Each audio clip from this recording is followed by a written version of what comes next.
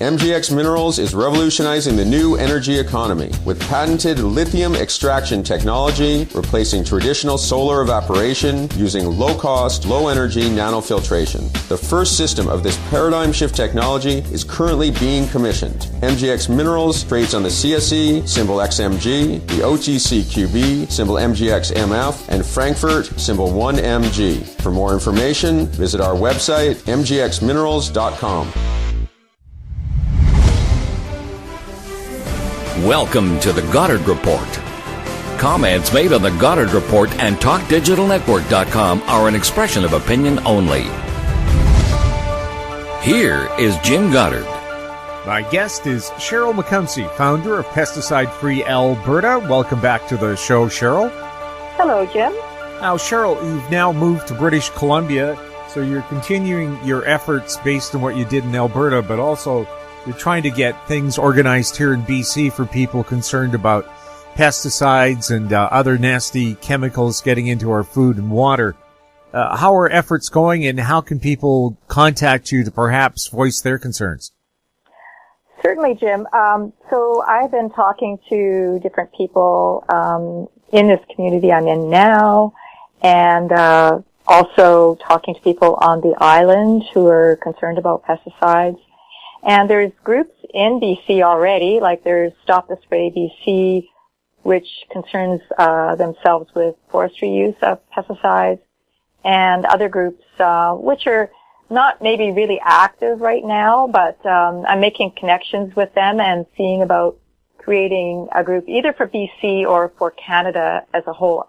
I'm really leaning towards one for Canada because I have been introducing groups to one another, and I see they're communicating with each other, but it would be good to have sort of a place for everybody to go. And that's going to be a while before that's really created, I guess I could say. But we do have a Facebook page for Pesticide Free Edmonton, Pesticide Free Alberta, and Pesticide Free Canada. We have a email that I could share later if you like.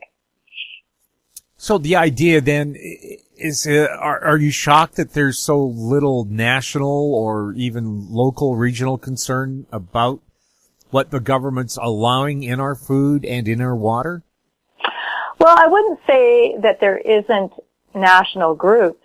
It's just that sometimes I think the groups that do exist are trying to do a number of things. Like there's the Canadian Association of Physicians for the Environment.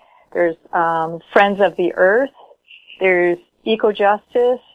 There's Safe Food Matters. These are all groups that are involved in concerns with how pesticides are registered and used in Canada in different ways. Maybe municipality use as far as cosmetic use goes with CAPE, but they've also been concerned about pesticides that have gone on the market without being properly assessed, for example. So Eco-Justice and Equiterre and the David Suzuki Foundation have been involved in those initiatives. And Friends of the Earth and Safe Food Matters have been involved with the recent lawsuit initiated around concerns with the registration of glyphosate.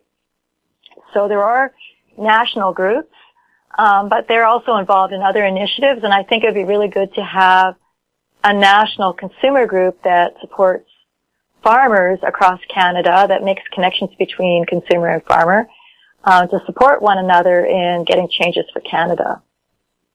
Are you worried that right now we don't have a lot of national standards about what are safe or unsafe levels of certain chemicals? Well, I'm very concerned about the whole process. And in Alberta, and I'm going to be doing some work here in BC to see how that's working as well. But in Alberta, I did FOIP, that's a request for information, Alberta Environment, to see the numbers of pesticide poisoning reports that were made, and there were hundreds of them. And it appears to me that those abuses are not even addressed, let alone, so it looks like regulations are not really enforced. Recently I've been seeing emails coming to me that state that Health Canada, they'll have restrictions on a label, for example, that a pesticide shouldn't be sprayed in a park. But they don't even have a definition of what a park is. So if you don't even have, as a regulator, definitions for how a pesticide is used, how do you even inform applicators how to use a pesticide? It's quite remarkable. But in the recent lawsuit that's been initiated against Health Canada around concerns with glyphosate, it's been quite clear that there's been ghostwriting going on with studies with glyphosate that were used to register the product, and that Monsanto was involved in what we thought was independent science, but really isn't independent at all. And so how pesticides are registered in the first place is a concern. How they're used is a concern, and the volume of this going into our food system isn't really being properly tracked so that people are protected. And we're seeing all kinds of health impacts going on that we see in animal studies, and they're quite horrific, and I think that probably very closely tied to what's going on in our food system. One thing that focused my mind here was CBC just did an expose about the high arsenic levels in baby food based on rice. Some of them were atrociously high, and the federal government doesn't have any standards for, maximum amounts of toxic metals in baby food or any food. Yeah, that's really a big deal because as a child is developing, this will have permanent harm to the nervous system. Arsenic is really harmful thing that we can find in our food, like cadmium is also another extremely harmful neurotoxin. Chlorpyrifos is a pesticide that is extremely harmful at very low dosages, which has not been assessed fully since it was registered in 1969, which is really remarkable when you look at the fact that there's now 2,000 peer-reviewed studies on this one pesticide. So when you look at all of these impacts into our food system and what our children are being exposed to, we sort of talk about China and how terrible China is. Well, what about Canada? When you look at, countries like Korea, Japan, Italy refusing Canadian food because of concerns with glyphosate contamination, for example. When is the light bulb going to go on? This is why it's really important that Canadians get involved. And, we're all having, you see these Sunday events happening all over Canada right now because it's spring. And it's another concern that the National Farmers Union has brought up, and that, control of our seeds is being taken over by agrochemical companies as well. So I know that in White Rock, you're going to have an event, well, it's actually in Surrey, on April the 6th in Surrey at the Stewart Farm in Surrey. And that's an event I suggest people go to learn about concerns with seed sovereignty. And this is all related to the chemicals that we're using in agriculture. All of these issues are related, and they are really huge concerns about health and democracy in Canada. I think all Canadians need to know about them. And this is just another way that you can inform yourself and get connected to people who are concerned about these things. The SNC Lavalin scandal perhaps has opened some eyes about how much influence big industry has on our government. And who knows how much influence these big petrochemical companies have had on the government. Because I'm sure they're just going to scream, well, if you regulate or clamp down, it'll mean jobs. Yeah, I don't see that at all. I mean, organic is in huge demand worldwide, and so you're going to create jobs by increasing organic production, and that's what people want. You're going to protect farmers from exposure to toxins, so you're going to have greater health in the farming communities. And I mean, when we talk about influence of industry, right now there is groups that are forcing the courts to get the University of Saskatoon to release documents and ties to Monsanto. Now, if you have such close ties to an industry that's definitely influencing our universities and our government in such profound ways, this in effect influences the validity of our science, literally. I mean, I know professors who have asked me to go to presentations to ask questions because they are uncomfortable with even asking questions. Now, how can you progress a science if you're afraid to ask a question? And that's been happening. I mean, people are afraid to ask questions, very basic questions that need to be asked. And so now people are actually going to the courts to open up these alliances that are probably harmful in so many ways. And we'll have more on that when we return with Sheryl McCumsey.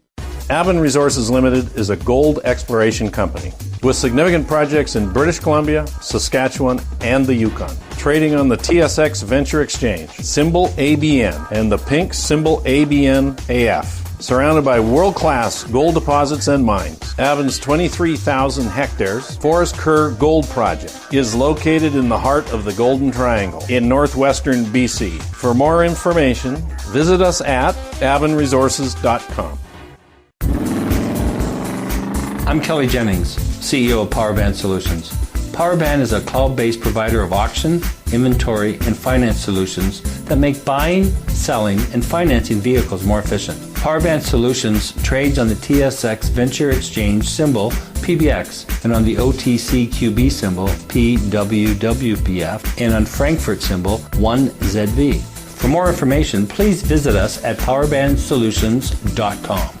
Welcome back. We're chatting with Sheryl McCumsey. Sheryl, so there's a court case involving the University of Saskatchewan at Saskatoon. What exactly is that court case about?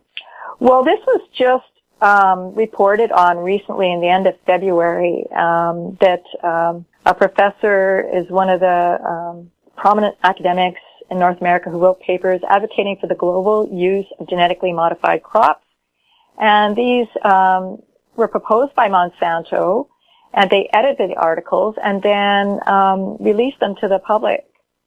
So the court, there is no court case as of yet. It's just being looked at and initiated that there's a number of groups that are concerned about these connections to agrochemical companies.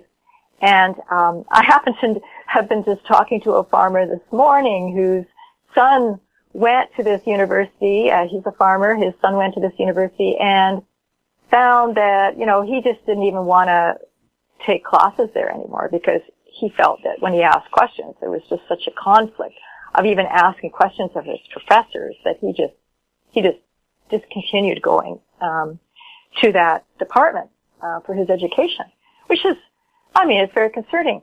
And having also attended events at my own university when I was living in Edmonton at the U of A, to see that 19 of the 20 studies were sponsored by Dow and Bayer, and that people don't even consider alternatives to pesticides in agriculture. It's not even really talked about, when it's certainly what a lot of nations are doing. Like Denmark has decided to transition agriculture to organic entirely. So we have to think too about, we talk about climate change a lot, and these agrochemicals are produced by petrochemicals. They're petrochemicals is what they are. Synthetic fertilizers, for example, are they break down into nitrous oxide, which is a very potent greenhouse gas. And when you look at all the impacts of these things on the soil and the environment, you reduce the resilience of your system to other things that are going to be increasing concerns with the change in climate that we're seeing. Well, they did a study about where the air pollution in the Fraser Valley was coming from, and they thought it was smog blowing in from Vancouver. It turns out it's from agriculture itself. And would that be some of these chemicals they're using? Yeah, there's probably certainly more than just agrochemicals that are concerned coming from agriculture. Every kind of industrial form of agriculture is going to have inputs that are harmful and are going to contaminate the water. And the thing for organic farmers too is that a lot of farmers, I'm seeing their discussions on different pages, is that for the first time they're seeing contamination on their farm when they haven't used pesticides for 20 years. So as we use them, we sort of think they magically disappear, but they don't. I mean, this is exactly how, I believe it was Norway or Sweden, won a lawsuit against Monsanto for saying glyphosate leaves the soil clean. that it breaks down, just kind of goes away. Well, that's not true. They won their lawsuit against Monsanto because that's not true. They don't just disappear, go away nicely. They hang around. Some studies show the half-life being over 20 years for glyphosate, which is remarkable. But then even the breakdown products are often harmful, or even more harmful than the original ingredient. So as we keep using them, thinking that they're going away nicely, or that they don't, as the weather changes, go back into the atmosphere. I mean, there's studies on this as well showing that when a pesticide dries on a plant, it can go back into the atmosphere as the weather changes. So when, with the weather difference in temperature, it'll go back into the atmosphere. So you can have drift occurring over and over again from a pesticide in an area. You just have to look at studies that have been done in the past that show these pesticides are in the air, and they're in the water, and they're in the rain. And can we continue to keep using them and thinking and believing that they magically just disappear? They don't. We'll have more with Sheryl McCumsey right after this. MGX Minerals is revolutionizing the new energy economy with patented lithium extraction technology, replacing traditional solar evaporation using low-cost, low-energy nanofiltration. The first system of this paradigm shift technology is currently being commissioned. MGX Minerals trades on the CSE, symbol XMG, the OTCQB, symbol MGXMF, and Frankfurt, symbol 1MG. For more information, visit our website, mgxminerals.com. Don't miss out. Stay informed. Receive the HowStreet.com weekly recap with thought-provoking podcasts, radio, and articles delivered to your inbox. Sign up for the HowStreet.com weekly recap on our homepage at HowStreet.com. Welcome back. We're speaking with Sheryl McCumsey. Sheryl, is it true certain kinds of vegetables and fruits absorb more pesticides or have more pesticides used on them? Oh, absolutely. I mean, one thing that kind of surprised me, you can go to the Environmental Working Group, which is a group that takes the information from their government. Unfortunately, we don't have one for Canada, but it's very similar, and looks at all the residues they find on certain foods. Celery is one of the foods that can have, I believe, up to 48 pesticide residues have been found on celery. 48. Unbelievable. But then some foods, like strawberries, are rather porous. So we always think, we can wash pesticide off, but we're finding that a lot of pesticides now are systemic and inside the food. So even foods that we can wash, or sometimes the pesticides are still in the food. So this is a good place to look to get an idea of maybe they call them the dirty dozen. But even with that, they talk about vegetables and fruits. They don't really talk about grains, and that's kind of unfortunate. So there is, you almost have to look at different sources. So there is a book that's been published from studies done, or not studies, but assessments done on our food here in Canada on glyphosate residues, and they found that cereals and legumes and chickpeas had the highest levels of glyphosate in them. You can access that report or ask me to send it to you if you'd like to see it. It's actually free information. And you can look at glyphosate, but that's only one pesticide. So I sort of hate to kind of point to certain foods as being worse than others because some pesticides are more harmful and or more toxic, I guess we could say, like chlorpyrifos, for example. There is really no safe exposure to this, and it's in a number of our foods. So if you have a little bit of chlorpyrifos on one food and a lot of something else that's maybe a little less harmful on another food, how do you make that decision what you want to avoid? But again, if you're trying to make it more affordable, certainly the Dirty Dozen, according to the Environmental Working Group, is probably useful. And things like strawberries are certainly more porous. I would try to eat your grains organic and your lentils, your legumes organic as much as possible. They're not expensive if you buy them in bulk. And if you're eating more of a plant-based diet, you'll probably find organic is easier to afford, and that maybe you'll find you're not really spending more money.